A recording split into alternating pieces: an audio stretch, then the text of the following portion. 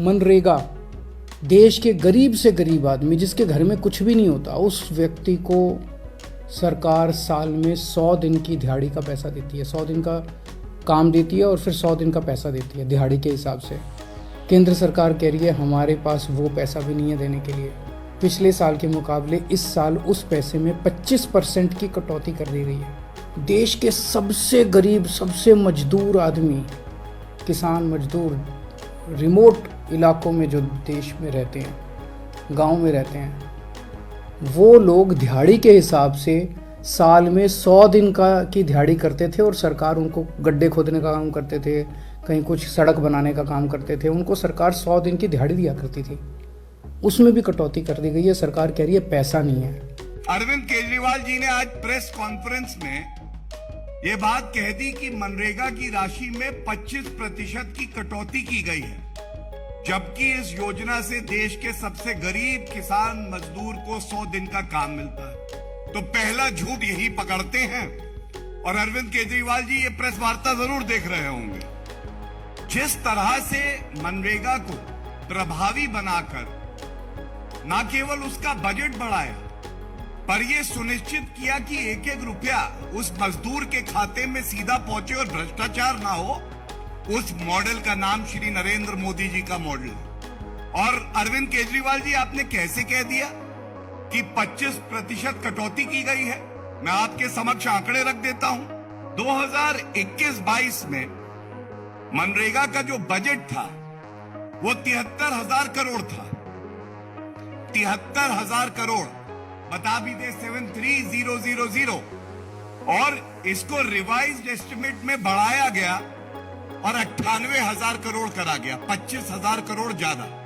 और हम सब जानते हैं कि कोविड की महामारी थी। प्रधानमंत्री जी की एक सोच है कि हर व्यक्ति को खाना मिले, रोजगार मिले, कोई भूखा ना सोए। इसके लिए 25,000 करोड़ रुपए मनरेगा का बजट बढ़ाया गया। और इसके साथ कभी नहीं भूलना चाहिए, जो स्वयं में एक उत्तर है, अरविंद केजरीवाल जी कहते हैं ये रुपया आता है, जाता कहां है? सत्येंद्र जैन के घर नहीं जाता है, मनीष सिसोदिया और उनके परिवार के लिए इस्तेमाल नहीं होता है। 80 करोड़ भारतीयों को 2 साल मुफ्त राशन मिलता है। 200 करोड़ टीके लगते हैं आम जनता को इससे। लेकिन मैं ये बता दूं कि 2022-23 में जब मनरेगा का बजट रखा तो इसका अनुदान था 73,000 करोड़। 21-22 में 73,000 करोड़ और 22-23 में 73,000 करोड़।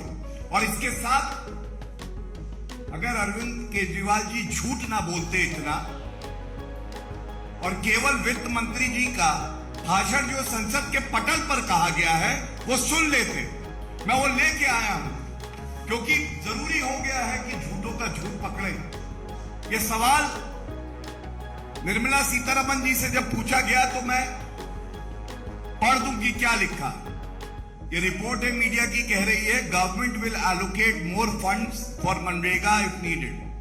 अभी ये वित्त वर्ष चल रहा है, 73,000 करोड़ 21-22 में, 25,000 करोड़ और एलोकेट किए रिवाइज बजट। 22-23 में भी 73,000 करोड़। और वित्त मंत्री कहती है कि मैं और आवश्यकता पड़ेगी तो मोदी जी की सरकार है, आम आदमी के साथ खड़ी रहेगी। अरविंद केजरीवाल जी, आपका आरोप था कि 25% की कटौती की गई है। अगर ये सारे जो फाइनेंस के टर्म्स हैं आपको नहीं समझ में आते हैं तो ये आवश्यक ही है कि आप किसी से मदद ले और समझे कि बजट में किस तरह से बजट पेश किया जाता है, उसके बाद अतिरिक्त अनुदान किया जाता है। तो झूठ पहला पकड़ा गया।